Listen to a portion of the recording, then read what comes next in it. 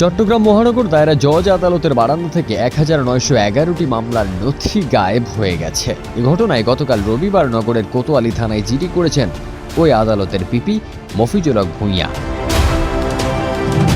গায়েব নথিগুলোর মধ্যে হত্যা, মাদক, চোরাচালান, বিস্ফোরণ সহ বিভিন্ন মামলার গুরুত্বপূর্ণ কাগজপত্র রয়েছে।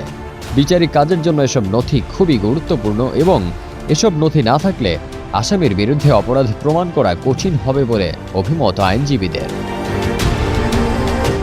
জিডিতে উল্লেখ করে বলা হয়, চট্টগ্রাম মহানগর আদালতের পিপি কার্যালয়ে 28 থেকে 30টি আদালতের কেস ডকেট রক্ষিত ছিল। পিপি কার্যালয়ে জায়গা স্বল্পতার কারণে 2023 সালের 24 এপ্রিল থেকে পিপি কার্যালয়ের সামনের বারান্দায় প্লাস্টিকের বস্তায় 1911টি মামলার কেস ডকেট পলিথিনে মোড়ানো অবস্থায় রাখা ছিল। আদালতের অবকাশকালীন ছুটির সময় অফিস বন্ধ থাকায় গত 13 থেকে 31 ডিসেম্বরের মধ্যে নথিগুলো হারিয়ে গেছে। বিষয়টি থানায় ডায়েরিভুক্ত করে রাখার জন্য আবেদন করা হলো। এ প্রসঙ্গে পিপি মফিজুল হক ভূঁইয়া জানান, 1911টি কেস ডকেট রাখার জন্য রুম পাওয়া যাচ্ছিল না। রুম চাওয়া হয়েছিল। আমার রুমটিও মামলার নথিতে ঠাসা, তাই বস্তায় ভরে প্রায় 2000 কেস ডকেট কার্যালয়ের সামনে বারান্দায় রেখেছিলাম।